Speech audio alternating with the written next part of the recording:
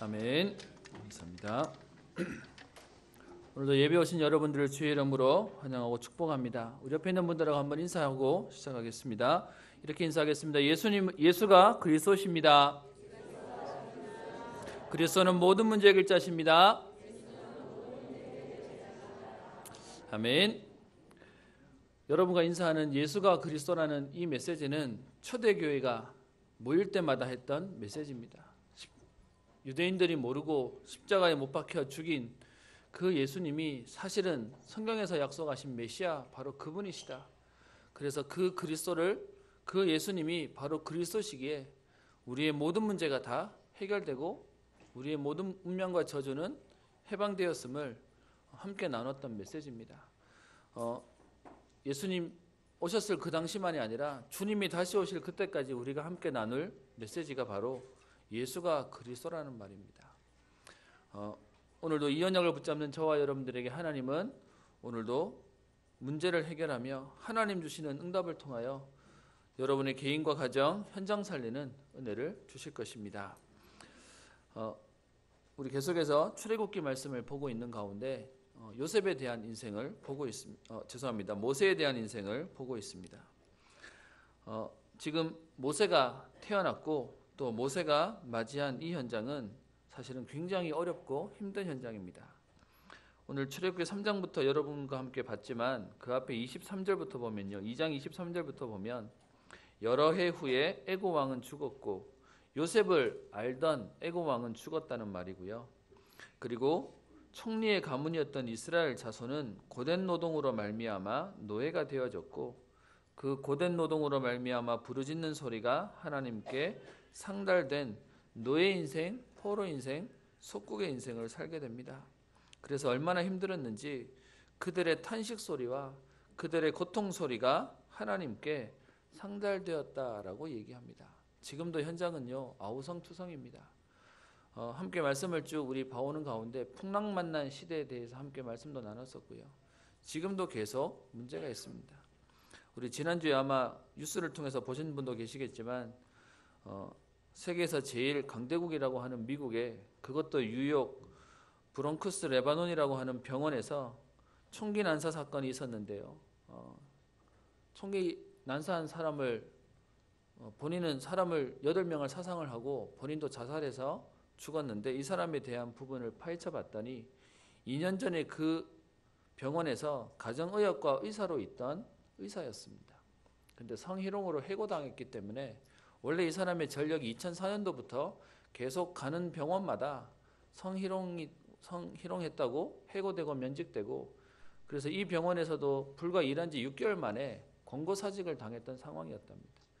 나가면서 내가 반드시 복수하러 올 거다라고 얘기했는데 아니나 다를까 의사 가운 안에 총기를 숨기고 와서 16층 17층 돌아다니면서 사람을 죽이는 그런 끔찍한 일이 있었습니다. 똑똑하고요. 나름 많이 배웠다고 하는 사람도 자기가 가지고 있는 문제를 해결하지 못해서 끔찍한 일을 벌이고 있는 시대가 되어버렸습니다. 또 한 기사를 봤는데요. 이미 작년 8월 달에 있었던 사건인데 2심에서도 무죄가 나왔던 사건을 보게 됐습니다. 아마 기억이 나시는 분도 계실 텐데요. 작년 8월 19일 오전 6시 40분경 경기도 시흥의 자기 집 주방에서 어머니가 26살 된 자기의 딸을 흉기로 찔러서 사망시키는 일이 있었습니다. 근데 거기에 더 안타까운 건 오빠가 가담을 해서 엄마는 흉기로 찌르고 오빠는 둔기로 때려서 죽였던 사건이 있었는데요. 그 사건을 알고 봤더니 기사에서는 그렇게만 되어 있습니다. 당시 종교의 심취해 있었던 그 어머니가 개가 너무 짖는데 이 개가 악귀에 걸린 것 같다라고 해서 애완견을 죽였습니다. 근데 그 사건이 있고 난 뒤에 딸이 화장실에 가서 손을 씻는데 행동이 이상하더랍니다. 보통 때하고 다르게. 뭐 그 엄마의 말이니까요. 그랬더니 그 애완견에게 있던 악귀가 딸한테 갔나 보다라고 해서 딸을 무참히 죽여버린 사건이 사실 있었습니다. 근데 1심서도 무죄, 2심서도 무죄. 이유가 뭐냐? 정신 심신미약 상태로 해서 뭐 됐다는 오늘 기사를 보게 됐습니다. 여러분 요즘은 심심찮게요. 부모가 자녀를 죽이는 그런 끔찍한 일들이 비일비재하게 일어나고 있습니다. 여러분 현장에 아우성 소리가 들리십니까? 현장에 많은 사람들이 문제 가운데 어려운 가운데 고통을 당하고 있습니다. 어떤 면에서는요. 문제를 당한 것도 억울한데 그 문제 때문에 그 다음에 그 가정이 또 그 현장이 쑥대밭이 되는 것을 보게 됩니다. 우리 TV에서도 한 번씩 보게 되지 않습니까? 고속도로 같은 도로에서 접촉사고가 났는데 거기서 함부로 차를 방치하고 그곳에 내려서 실랑이를 벌이다가 2차 사고가 된다는 말도 우리 많이 보게 되는데요.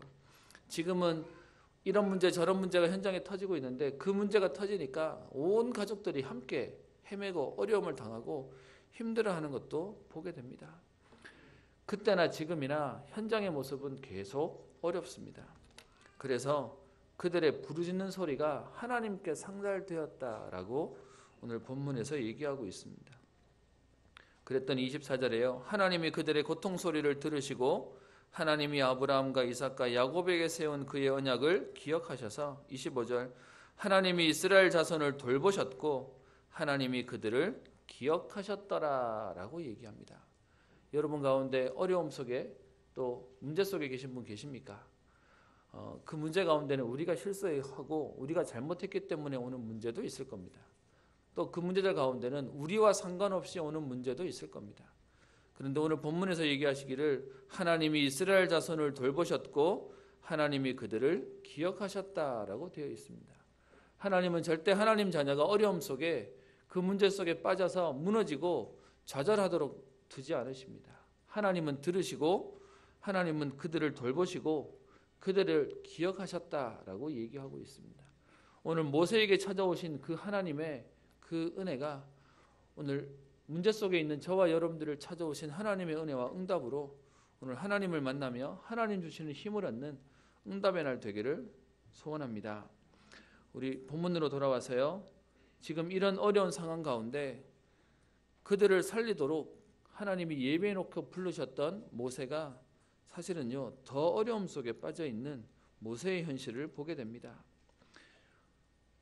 하나님이 지금 모세를 준비하셔서 중요한 하나님의 일을 이루시도록 그의 출생부터 그의 자라나는 40년 동안 하나님이 특별히 지금 계획하시고 인도하시고 역사하셨는데 그런데 지금 모세의 현실은 어떻습니까? 완전히 실패해서 가진 거라곤 지팡이 하나밖에 없는 것이 모세의 현실입니다. 왕궁에서 40년 동안 많은 것들을 배우고 준비가 되었는데요. 사도행전 7장 22절에는 모세가 애굽 사람의 모든 지혜를 배워 그의 말과 하는 일이 능하더라라고 얘기합니다. 역사의 기록에 보면 헤스페리오 왕립 군사 대학을 다니면서 훈련받았고 성장했다라고 얘기하고 있는데요. 최고의 배경과 실력과 능력을 배웠다라고 얘기하는데 그런데 사실은 동족에게 지지를 받기는커녕 결국 살인자로 쫓기는 신세가 되고 말았습니다. 하나님의 은혜가 없으니까요. 많이 배운 것 가지고는 하나님이 사용하시지 않았습니다. 우리 지난주에 함께 본 우리 말씀처럼 정말로 하나님이 원하시는 사람은 이 땅에 세상에서 말하는 능력 있고 똑똑하고 실력 있는 사람을 찾는 것이 아닙니다. 아무리 능력 있고 똑똑하고 실력 있어도 하나님을 모르면 중요한 하나님의 사인을 못 받게 되는 겁니다. 어느 날 찾아오는 저주와 재앙을 막을 수가 없는 것입니다. 그래서 그 모세는 도망가게 되고요. 그래서 광야에 40년 동안 장인의 양을 치는 머슴이 되게 됩니다. 모세는 한때 어깨에 힘주고 잘 나가던 사람인데 졸지에 자기의 양도 아니고 그 아버지 장인의 양을 쳐야 되는 목동이 되고 말았습니다. 완전히 신세가 딴판이 되고 말았던 것이죠. 그런데 그런 세월도 하루 이틀이 아니라 40년이라는 세월이 지나 점점 나이가 들어서 이제는 어릴 때 들었던 그 어머니에게 받았던 언약까지도 희미해질 만한 그래서 꿈도 사라지고 인생의 황혼기가 되는 80세까지 지금 시간이 지나게 되었습니다. 이때 모세가 본인의 처지를 고백했던 내용이 시편 90편 9절 10절에 나와 있는데요. 모세가 자기를 이렇게 얘기합니다. 우리의 모든 날이 주의 분노 중에 지나가며 우리의 평생이 순식간에 다하였나이다.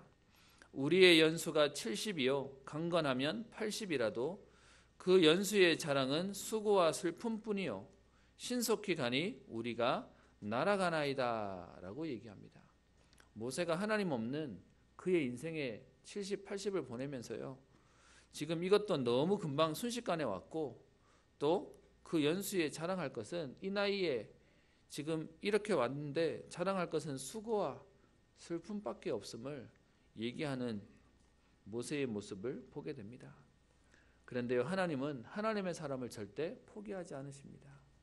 하나님이 언약을 주셨기에 하나님이 세우는 사람은 이런 상황 속에 방치하지 않으시고 모세를 찾아오십니다.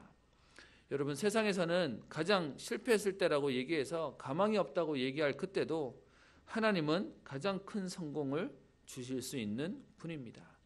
혹시 여러분 어려움을 당해서 재개를 꿈꾸시고 기도하시고 인도받으시는 분이 계시고 또 아니면 중요한 문제 가운데 지금 인도받으시려고 기도하시는 분이 계시다면 오늘 모세를 찾아오신 하나님의 말씀을 통하여 하나님의 계획이 발견되어지고 또 하나님 주시는 힘을 얻는 날 되기를 원합니다.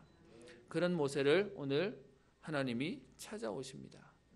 여러분, 모세가 하나님을 찾아간 것이 아니고요. 하나님이 모세를 찾아오십니다.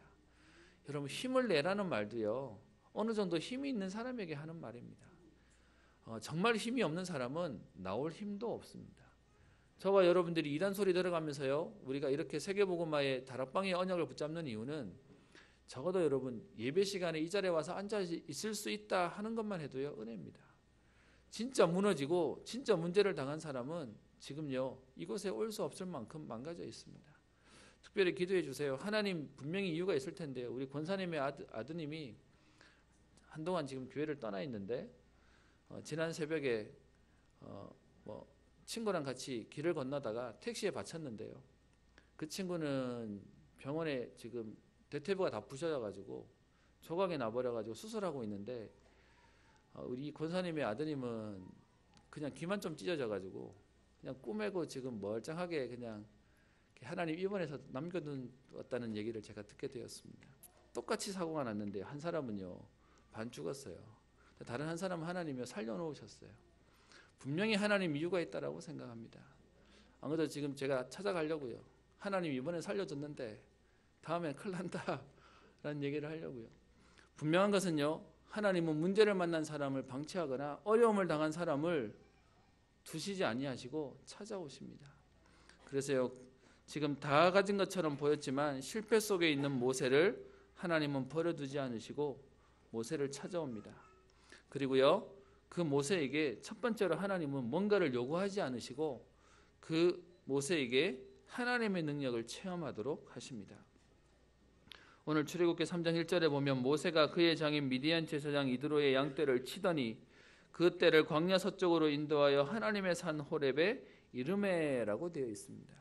오늘 말씀에 보면 모세가 양을 떼를 데리고 어쩌다 보니까 하나님의 산 호렙에 온 것처럼 보이지만 사실은 하나님은 그곳에서 모세를 만나도록 준비하시고 계획하셔서 오늘 모세를 만나는 장면을 설명하고 있습니다. 그러면서 2절에 보면 여호와의 사자가 떨기나무 가운데로부터 나오는 불꽃 안에서 그에게 나타나십니다. 떨기나무에 불이 붙었는데 그 떨기나무가 이번 성경에서는 사라지지 않는다고 되어 있고요. 지난번 성경에서는 불에 타지 않았다라고 얘기합니다. 불이 붙었는데 이상하게도 타지 않는 광경을 목격하게 됩니다. 그랬더니 모세가 지금 이 광경을 보고요. 3절에 떨기나무가 어찌하여 타지 아니하는고 하면서 그것을 보려고 지금 그 앞에 나오게 됩니다. 다른 말로 얘기하면 하나님이 정확한 시간표와 하나님의 때를 가지고 타이밍을 가지고 모세가 하나님 앞에 오도록 만드셨던 거죠. 그래서 그때 하나님이 모세를 부르시면서 얘기합니다. 3장 4절에 얘기합니다. 그를 불러 이르시되 모세야 모세야 라고 부릅니다. 그랬더니 모세가 대답합니다. 내가 여기 있나이다. 5절에 하나님이 그 모세에게 얘기합니다. 이리로 가까이 오지 말라. 불러놓고는 오지 말랍니다. 그래놓고요 뒤에 네가 선 것은 거룩한 땅이니 내 발에서 신을 벗으라 라고 얘기합니다. 우리 이 본문은 우리 말씀을 많이 들었기 때문에 간단하게 설명하고 지나가겠습니다. 내가 선 곳은 거룩한 땅이니 내 발에서 신을 벗으라 라고 말하는 여기에서 노예는 사실은 신발이 없습니다. 그리고 이 당시에는 신분에 따라서 신발이 있고 없고에 대한 부분이 있었습니다. 그래서 여기서 말하는 내 발에 신을 벗으라는 말의 의미는 신분을 바꿔라 라는 말의 의미를 얘기합니다. 그동안 네 힘으로 네 능력대로 네 수준대로 살았던 그 모세에게 내 신발을 벗어라는 얘기는 내 신분을 바꿔라. 그러면서 오늘 말씀 속에 얘기합니다. 그 하나님이 오늘 신발을 벗은 그 모세에게 오늘 6절에 얘기합니다. 나는 내 조상의 하나님이니 아브라함의 하나님, 이삭의 하나님, 야곱의 하나님이니라 라고 오늘 말씀을 하면서 오늘 모세에게 중요한 하나님의 언약과 계획들을 얘기하고 있습니다. 여기서 신발을 벗어라는 말의 의미는 또 다르게 살펴보면 그동안은 모세의 의지와 힘과 능력으로 살았는데 이제는 네 마음대로 살지 마라 라는 말의 의미가 담겨져 있습니다. 여러분 실제로 모세 말고요 성경의 여러 인물들 가운데 이런 내용들이 있습니다. 요한복음 21장 18절에 보면 예수님을 3번 부인하고 도망가 있던 베드로에게 예수님이 찾아오셔서 질문합니다. 네가 나를 사랑하느냐? 네가 나를 사랑하느냐? 네가 나를 사랑하느냐? 내가 주를 사랑하는 줄 주님이 아십니다 라는 대답 속에 18절에 예수님이 베드로에게 이렇게 얘기합니다. 내가 진실로 진실로 내게 이르노니 내가 젊어서는 스스로 띠매고 원하는 곳으로 다녔거니와 늙어서는 내 팔을 벌리리니 남이 네게 띠 띄우고 원하지 아니하는 곳으로 데려가리라 라고 얘기합니다. 전에는 베드로의 힘으로 살았던 그 베드로에게 오늘 예수님이요, 이제는 네 인생이 아니라 전도자 인생을 살도록 하나님은 축복하시고 역사하시겠다라고 얘기하고 있습니다. 오늘 실패 속에 무너져 있고 그리고 낙심해 있고 포기해 있는 모세에게 나타나셔서 오늘 하나님은 내 발에 신을 벗으라 라고 얘기합니다. 신을 벗겨놓고 모른 척 하시겠다는 게 아니라 이제는 하나님이 인도하시고 하나님이 이끄시는 삶을 살도록 하시겠다라고 얘기하는 겁니다. 그러면서요, 지금 이 광경은 모세가 그동안 엄마에게 어릴 때부터 들었던 지식적인 말씀에서요, 실제로 하나님의 능력을 체험하는 이론과 지식으로 알았던 모세에게 실제 하나님의 능력을 체험하는 응답이 됩니다. 우리의 신앙생활은요, 우리는 자꾸 이래야 된다, 저래야 된다라고 얘기합니다. 근데 사실 신앙생활은 무엇을 하는 것이 아닙니다. 갓 태어난 아이는 잘 먹고 잘 자고 잘 싸기만 해도 됩니다. 일어나서 걸으려고 하면 안 되는 겁니다. 여러분 아시지 않습니까? 일찍 걷는 아이가 빠르다고 생각하지만 저도 아이 잘하는 거 보니까요, 확실히 남자애와 여자애는 이 속도도 다른 것 같습니다. 또 그 아이에서도 편차도 좀 다른 것 같습니다. 빨리 걷는 아이가 있었는데요, 빨리 걷는 만큼 잘 넘어져요. 잘 다쳐요. 하나님이 우리에게요, 신앙생활은 뭘 하는 것이 아니라 우리에게 요구하시는 건 뭐냐? 하나님의 능력을, 하나님의 역사를 체험하라는 것입니다. 오늘 낙심해 있고 문제 속에 있는 모세에게 나타나셔서요, 사명 주시기 전에 뭐부터 얘기하시냐? 하나님의 능력부터 체험하게 하시는 겁니다. 오늘 혹시 문제 속에, 어려움 속에 있는 분들 계십니까? 우리가 뭔가 하기 이전에 하나님의 능력부터 체험하면 됩니다. 신앙생활이 왜 힘듭니까? 하나님의 살아계신 것을 체험하고 나면 힘이 생기는데, 힘이 없는 우리가 뭔가를 하려고 하다 보니까 힘들 수밖에 없는 것입니다. 그래서요, 교회가 뭐 해야 되냐? 그 힘을 얻으려고 오는 성도님들이 예배 드리는데 편안하도록요. 그래서 그것 때문에 사실은 교회가 시설에 투자도 하는 것이고요, 그것 때문에 분위기도 만드는 것입니다. 그것 때문에 안내도 하는 것입니다. 그래서 어떤 면에서는 알아서 은혜 받고 가라, 그게 교회에서 할 일이 아니고요, 어떻게 해서든 하나님의 은혜를 받고 갈 수 있도록 우리 힘이 있고 우리 먼저 된 저와 여러분들이 사람을 돕고 살리는 것입니다. 그래서 조금 우리가 수고스럽더라도 정말로 새신자가, 또 교회에 처음 오시는 분들이, 어려움을 당하시는 분들이 마음껏 예배 드릴 수 있도록요, 그래서 그 하나님 주시는 응답을 누릴 수 있도록 우리는 돕는 것입니다. 그래서 하나님의 능력을 체험하게 한 모세에게 하나님은 두 번째로요, 하나님의 계획을 깨닫게 하십니다. 그게 7절에 나와 있는데요, 여호와께서 이르시되 내가 애굽에 있는 내 백성의 고통을 분명히 보고 그들이 그들의 감독자로 말미암아 부르짖음을 듣고 그 근심을 알고라고 얘기합니다. 오늘 말씀 가운데 7절에요, 오늘 동사가 여러 개 쓰였는데요, 보고 듣고 안다라고 되어 있습니다. 우리 TV 광고 가운데 씹고 뜯고 즐기고 맛보고 뭐 이런 거 있지 않습니까? 오늘 하나님이 하나님의 계획을 설명하는데요, 그것을 뭐라고 얘기하냐? 그들이 당하고 있는 고통을 하나님이 보셨답니다. 그리고 그들이 부르짖고 있는 것을 하나님이 들으셨답니다. 그리고요, 그들이 걱정하고 근심 속에 있는 그것을 하나님이 아신다라고 얘기합니다. 저와 여러분들의 고통과 어려움과 문제를 보고 듣고 알고 계시는 그 하나님께서 오늘 8절에요, 하나님의 계획을 설명하고 사명을 주십니다. 내가 내려가서 그들을 애굽인의 손에서 건져내고 그들을 그 땅에서 인도하여 아름답고 광대한 땅, 젖과 꿀이 흐르는 땅에 데려가겠다라고 얘기하고 있습니다. 여러분, 그래서 복음은요, 구원을 얘기합니다. 우리가 당하고 있는 문제와 상황과 현장에서 우리를 건져내시겠다라고 얘기합니다. 우리가 잘못해서 온 문제든 우리와 상관없이 온 문제든 그 어려움 당하고 있는 그 상황 속에 있는 우리를 하나님은 해방하시겠다, 건져내시겠다라고 얘기하고 있습니다. 오늘도 그 하나님의 완전한 구원의 축복이 누려지고 회복되어지고 이 은혜 가지고 이제는 다른 사람을 살릴 만한 오늘도 힘을 얻는 날 되기를 소원합니다. 오늘 말씀 속에 얘기합니다. 내 백성의 고통을 보고 그들의 부르짖음을 듣고 그 근심을 아는 그 상황 가운데 8절에요. 하나님이 내가 내려가서 그들을 건져내겠다. 그들을 인도하겠다. 그리고 그들을 데려가겠다라고 얘기합니다. 그러면서 뒤에 9절에요. 그 하나님이 하실 거기 때문에 이제 가라. 이스라엘 자손의 부르짖음이 내게 달하고 애굽 사람이 그들을 괴롭게 하는 학대도 내가 보았기 때문에 지금 하나님이요 모세를 가라라고 얘기합니다. 10절에 이제 내가 너를 바로에게 보내어 너에게 내 백성 이스라엘 자손을 애굽에서 인도하여 내게 하리라 라고 말씀하십니다. 여러분 이게 하나님의 계획입니다. 우리는 흔히 사명 얘기하는데요. 사명은 뭔가 내가 열심을 가져서 되는 게 아니고요.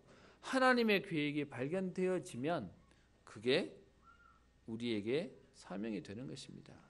우리가 뭔가를 하는 것이 아니라 하나님이 하시려고 하는 하나님의 이유와 목적을 발견하는 것이 그게 사명이고 소명이고 천명입니다. 책 가운데 하나님의 열심이라는 책이 있습니다. 책 제목이 굉장히 모순적인데요. 하나님이 우리 인간들처럼 뭔가 열심히 해서 땀 흘리고 애를 쓰셔서 뭔가를 이루시는 하나님이 아니신데요. 박영선 우리 박사님, 목사님이 쓰셨던 옛날 책입니다. 하나님의 열심이라는 책이 있는데요. 거기에 박영선 목사님이 쓰셨던 글이 있습니다. 나는 내가 뭔가를 열심히 해야 된다고 생각하고 그래서 위인이 되어야 된다고 생각했는데 그런데 그런 자기를 돌아보면 돌아볼수록 자기는 가망이 없고 소망이 없더랍니다. 심지어 목사님들에게 물어봤더니 목사님들도 요셉을 자기는 제일 존경하고 요셉을 좋아한다라고 얘기하니까 자기는 요셉이 되기는커녕 아브람도 못 되는 자기의 모습을 발견하니까 실망하고 낙심했답니다. 그런데 어느 날 성경 속에서 발견한 것이 뭐냐? 위인으로 태어나는 사람은 없고 우리 모두가 다 하나님께서 열심히 만들어내신 작품임을 발견했다. 나 같은 것도 하나님의 열심히 이 위대한 반열에 서게 하실 것이라고 믿고 알게 되었다. 그래서 감격과 항복을 외치게 되었다라고 얘기합니다. 여러분 우리 말씀 속에 계속 작품 얘기를 많이 얘기합니다. 여러분 우리가 뭔가를 작품을 만드는 게 아니고요. 저와 여러분들이 하나님의 최고의 작품입니다. 그래서 우리의 인생이 하나님 앞에 드려지는 것이 최고의 인생 작품이 되는 것입니다. 그래서 그 하나님께서 우리를요 만들어 가시겠다. 하나님께서 우리를 세우시겠다라고 얘기합니다. 우리는 오늘 말씀 속에 중요한 것들을 좀 봐야 되겠는데요. 그게 오늘 봤던 7절부터 지금 10절에 있는 내용 속에 주어를 좀 잘 봐야 되겠습니다. 학교 다닐 때 국어 시간마다 주어가 뭐지? 배웠던 기억이 있습니다. 근데 여러분 오늘 7절부터 10절에 있는 말씀에 주어를 잘 보시면 하나님이 우리에게 하라고 하시지 않습니다. 뭐라고 얘기합니까? 여호와께서 이르시되 내가 애굽에 있는 내 백성의 고통을 봤다라고 얘기합니다. 7절에 있는 주어는 내가라고 얘기합니다. 8절에 있는 주어도요 내가 내려가서라고 얘기합니다. 9절에서도요 이제 가라라고 얘기하면서 여기서도 내가라고 얘기하고 있고 10절에서도요 이제 내가 너를 바로에게 보내어라고 얘기해서 계속요 여기서 나오는 주어는 누구를 얘기합니까? 하나님을 여호와께서 하시겠다고 얘기합니다. 내가 봤고 내가 들었고 내가 알고 내가 내려가서 내가 그들을 인도하여 낼 것인데 그래서 네가 가라. 내가 할 거지만 너는 심부름만 해라 라고 얘기하고 있습니다. 저와 여러분들은 오늘도 분명히 봐야 될 것은요 우리에게 있는 사명은 우리의 것이 아니라 하나님의 것입니다. 하나님이 하시겠다라고 얘기하고 있습니다. 그래서 마태복음 4장 19절에도요 나를 따라오너라 내가 너희로 사람을 낚는 어부가 되게 하리라 라고 얘기하는데 우리가 어부가 되라고 말하지 않고요 하나님이 하시겠답니다. 예수님이 나를 따라오면 사람 낚는 어부가 되게 하리라. 사도행전 1장 8절에도요 오직 성령이 너희에게 임하시면 땅끝까지 내 증인이 되리라. 하나님이 하게 하시겠다라고 약속하고 있습니다. 마태복음 5장 13절 14절에도요 너희는 세상의 소금이니 너희는 세상의 빛이니라고 얘기합니다. 우리 보고 한 번도요 소금이 되라 빛이 되라라고 말한 적이 없습니다. 이미 소금이고 이미 빛이다라고 얘기하고 있습니다. 이렇게 말씀을 주셨는데 그런데 11절부터 15절에 보면 모세는 두려워합니다. 11절에 이렇게 질문합니다. 모세가 하나님께 아뢰되 내가 누구이기에 바로에게 가며 이스라엘 자손을 애굽에서 인도하여 내리이까? 라고 얘기합니다. 지금 하나님께서 하시겠다라고 얘기하는 이 말씀을 하셨는데 모세는요 내가 누군데 이거 할 수 있습니까? 내가 어떻게 바로에게 갈 겁니까? 왜요? 지금 바로는 모세를 잡아 죽이겠다고 하고 있는 중이고요. 그리고 바로는 그 당시에 최고 강대국의 왕이었거든요. 그래서 계속해서요 모세에게 있는 주어는 모세는 뭐합니다? 못합니다 라고 얘기합니다. 그 앞에 하나님의 언약은 뭐라고 얘기하시냐? 하나님이 하시겠다, 내가 하겠다라고 얘기하고 있습니다. 그래서 12절에 하나님이 이르시되 내가 반드시 너와 함께 있을 것이다. 그래서 반드시 내 백성과 함께 이 산에서 하나님을 섬기게 된 증거를 주시겠다라고 얘기합니다. 그랬더니 모세가 또 질문합니다. 내가 이스라엘 자손에게 가서 너희의 조상의 하나님이 나를 보내셨다고 하면 그의 이름이 무엇이라고 내가 말할까요? 라고 얘기합니다. 하나님의 계획을 들은 모세가 지금 본인의 실력이 없음을, 본인의 능력이 없음을 가지고 두려워하고 있습니다. 그때 하나님은 하나님의 약속으로, 오늘 하나님의 방법으로 모세에게 설명하고 계십니다. 그 내용이 오늘 12절에 얘기합니다. 내가 누구이기에 나는 못합니다. 나는 능력이 없습니다. 나는 실력이 없습니다. 하는 모세에게 오늘 하나님께서 하시는 그 하나님의 방법은 12절에 얘기합니다. 하나님이 이르시되 내가 반드시 너와 함께 있으리라 라고 얘기합니다. 여러분 하나님 최고의 방법이 뭐냐? 임마누엘입니다. 하나님이 함께 하시겠다라고 얘기합니다. 우리는 흔히들 그렇게 얘기합니다. 이런 문제 저런 문제 때문에 우리는 걱정이라고 얘기합니다. 근데 우리에게 있는 진짜 문제는 문제가 아니고요. 우리는 어떤 면에서 문제가 없다 할지라도 하나님이 나와 함께 하시지 않는 것이 최고의 문제입니다. 어떤 면에서 우리에게 답이 있다면 문제는 더 이상 문제 안 되는 겁니다. 여러분 알다시피 창세기 18장에 보면 소돔과 고모라를 멸망시키는 내용 가운데 그 악한 소돔과 고모라를 멸망시키는 이유가 악했기 때문에 망하게 한다고 말하지 않습니다. 이유가 뭡니까? 의인 10명이 없었기 때문에, 믿음 가진 자가 없기 때문에 그 땅을 망하게 하신다라고 되어 있습니다. 우리는 자꾸 문제 때문에 어렵다라고 얘기합니다. 그런데요 오늘 모세에게 하신 하나님의 말씀은 내가 반드시 너와 함께 있으리라 라고 얘기하고 있습니다. 혹시 문제가 있는 분 계십니까? 어려움 속에 계신 분 계십니까? 오늘 모세를 찾아오신 하나님이, 하나님의 최고의 약속이 뭐냐? 내가 너와 함께 하겠다라고 얘기합니다. 그 함께의 비밀을 누렸던 렘넌트 7명들이요 요셉이 형통한 자가 되었고 그가 가는 곳마다 살리는 자의 응답을 누리게 하셨습니다. 오늘 저와 여러분들에게 이 은혜가 있다면 분명히 하나님은 우리와 우리의 가정과 후대를 산업을 쓰실 것입니다. 그리고 두 번째로요 약속하고 있는 방법이 뭐냐? 그게 뒤에 얘기합니다. 6절에도 얘기하고요. 그리고 그 뒤에 있는 15절에도 얘기하고 있는데 이렇게 얘기합니다. 나는 내 조상의 하나님이니 아브라함의 하나님, 이삭의 하나님, 야곱의 하나님이니라 라고 얘기합니다. 하나님의 방법이 뭐냐? 함께 하시겠고 그리고 하나님은요 말씀하신 그것을 이루시고 성취하시겠다라고 얘기합니다. 조상 대대로 오는 그 하나님의 말씀을 이루시겠다라고 얘기합니다. 그러면서요 그 모세에게 두 번째 방법을 얘기하시는데 그것이 16절에 얘기합니다. 너는 가서 이스라엘의 장로들을 모으고 라고 얘기합니다. 하나님의 방법은 현장에 믿음 가진 리더들이, 믿음 가진 대표들이 일어나도록 하나님은 기도하고 계십니다. 그게 하나님이 하시는 일입니다. 현장에요 문제가 많아지는 것 때문에 걱정할 이유가 없는 것이 오늘도 정말로 언약 가진 믿음의 사람들이 일어난다면 하나님의 일들은 시작되어질 것입니다. 여러분의 가정에, 여러분의 현장에 오늘도 그 믿음의 사람들이 또 응답의 사람들이 세워지고요. 여러분들이 그 주역으로서는 응답이 있기를 소원합니다. 두 번째 하나님의 약속이 뭐냐? 18절에 얘기합니다. 이번 우리 성경에는 우리 하나님 여호와께 제사를 드리려 하오니라고 얘기합니다. 예전 성경에는 희생 제사를 얘기하고 있습니다. 여러분, 이스라엘이 출애굽하면서요, 독립운동한 것도 아닙니다. 어떤 면에서는 전쟁한 것도 아닙니다. 그런데 딱 하나, 희생 제사, 어린 양의 피 발랐는데 거기서 해방되어졌습니다. 사람들은 이 말이 뭔 말인지 모르고요, 지금도 이해 못하고 있습니다.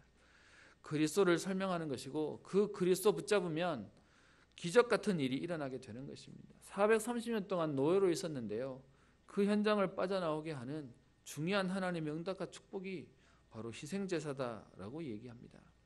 모세는 할 수 없다고 얘기합니다. 내가 누구이기에 안 된다라고 얘기합니다. 그런데 하나님께서는 약속하시기를 내가 너와 함께 하겠고, 그 그리스도 이름으로 희생제사, 그 그리스도 이름으로 하나님은 승리하게 하시겠다라고 약속하십니다. 그러면서 마지막 19절 20절에는요, 강한 손으로 치기 전에는 20절에 여러 가지 이적으로 그 나라를 친 후에 하나님이 그곳에서 빠져나오는 응답을 주시겠다. 그래서 하나님은 지금도 강한 손으로 여러 가지 이적을 통하여 하나님은 역사하시겠다라고 얘기하고 있습니다. 말씀을 마치려고 합니다. 모세를 찾아오신 그 하나님이 모세에게 더 열심히 하라고 요구하지 않으시고요, 힘이 없고 약해 있는 모세에게 하나님의 능력을 체험하게 하십니다. 그리고 그 하나님의 능력을 체험하고 하나님의 계획을 발견한 모세에게 하나님은 사명을 깨닫게 하시고, 그 일을 감당할 수 있도록 하나님은 방법까지 말씀하시며 하나님이 정확하게 약속하시고 강한 손과 여러 가지 이적을 주실 것을 얘기하고 있습니다. 오늘도 저와 여러분들이 붙잡아야 할, 우리의 교훈으로 붙잡아야 할 말씀이 뭐겠습니까? 그것이요, 언약의 하나님을 우리는 붙잡는 것입니다. 출애굽기 2장 25절이 아니고 24절에 보면요, 하나님이 그들의 고통을 들으시고 하나님이 아브라함과 이삭과 야곱에게 세운 그의 언약을 기억하사라고 되어 있는데요, 이스라엘 백성이 막 고통 중에 부르짖었더니 그 고통의 소리를 들으시고 치근히 여기셨다라고 성경은 말하지 않고요, 그들이 탄식하고 부르짖었지만 하나님이 기억하시는 걸 뭘 기억하시냐? 그들의 아파하는 아픔을 기억하시는 게 아니라 언약을 기억하셨다라고 되어 있습니다. 24절에 아브라함과 이삭과 야곱에게 세운 그의 언약을 기억하사. 여러분, 하나님을 움직이게 하는 방법은 하나입니다. 우리가 막 부르짖고 땡깡을 하기 때문이 아니고요, 언약을 하나님은 기억하셔서 움직이신다라고 얘기하고 있습니다. 오늘도 저와 여러분들이 그 하나님의 언약을 붙잡으시면 됩니다. 오늘도 그 하나님의 언약이 우리의 렘넌트 속에 있다면 하나님은 분명히 우리의 후대들을 축복하게 하실 것입니다. 그래서 저와 여러분들은 오늘 첫 번째, 언약의 하나님을 붙잡는 것입니다. 두 번째요, 그리고요, 그 언약의 하나님을 우리가 아는 정도가 아니고요, 그 능력의 하나님을 체험하는 것입니다. 믿음은 단순히 믿음을 얘기하는 것이 아니라 하나님의 능력을 믿는 것입니다. 하나님이 살아계셔서 함께하는 능력을 체험하는 것이 가장 먼저 해야 될 일입니다. 그렇다면 하나님은 우리에게 시대적인 사명을 감당하도록 하나님은 하실 것입니다. 우리는 어떻게 능력의 하나님을 체험하겠습니까? 저는 사실 이 자리에 섰지만 여러분들보다 잘하는 게 따로 없습니다. 오히려 제 속에 굉장히 많은 상처와 약점들을 가지고 있습니다. 그런데 그런 제가 사실 예전에 교회를 다니면서는 아버지가, 부모님이 설교하시면서 전능하신 하나님을 설명하는데 제가 우리 집을 보고 나를 보니까 나는 너무 모자라고, 우리 집은 너무 힘이 없고, 그래서 강단에서 말하는 하나님은 되게 힘 있는 것 같고 성경에 있는 하나님은 되게 힘 있는 것 같은데 내 현실 속에 있는 하나님은 힘이 없어 보였습니다. 그래서 사실은 하나님이라고 고백은 하지만 제 속에 별로 하나님에 대한 부분들이 와닿지 않았습니다. 그래서 그런 제가 착각을 좀 했습니다. 도망갈 수 있을 줄 알고 부모님이 그렇게 사명 중에 한 명은 목회자가 됐으면 좋겠다라고 얘기하는 그 말에 이상하게 장남인 저는 부담을 느끼게 돼서요, 하나님, 내가 딴 거는 다 하겠는데요, 그것만은 못 하겠습니다. 그래서 오히려 목회자가 힘든 걸 봤으니까 내가 평생 목회자 잘 섬기는 중직자 하겠습니다.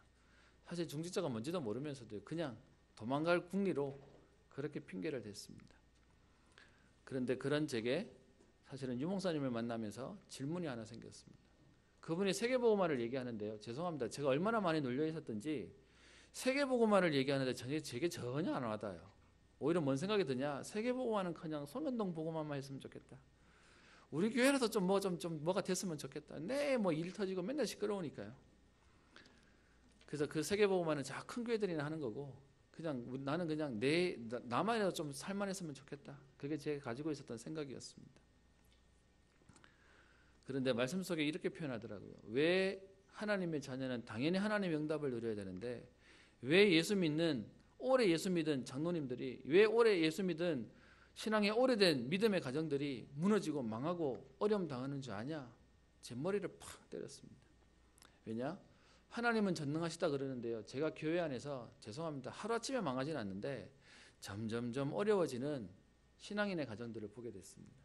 점점점 문제를 당하는 가정들을 보게 됐습니다. 사실은 한 번도 말로 표현한 적이 없는데 예수 믿으면 잘 된다라는 말만 들었는데 실제로 제 안에 있는 질문이 있었거든요. 하나님 왜 예수 믿는데 우리는 어렵죠? 왜 하나님 예수 믿는데 우리는 이렇게 힘들죠? 근데 그 얘기를 하면서 복음이란 걸 설명하시고 거기에 하나님의 언약이란 걸 설명하셨습니다. 제게요 뭔가 딱 막혔던 것들이 뚫리는 시간이었습니다. 여러분 정말로 하나님은 살아계신 게 맞습니까? 하나님은 지금도 하나님의 능력을 성취시키는 하나님이 맞습니까?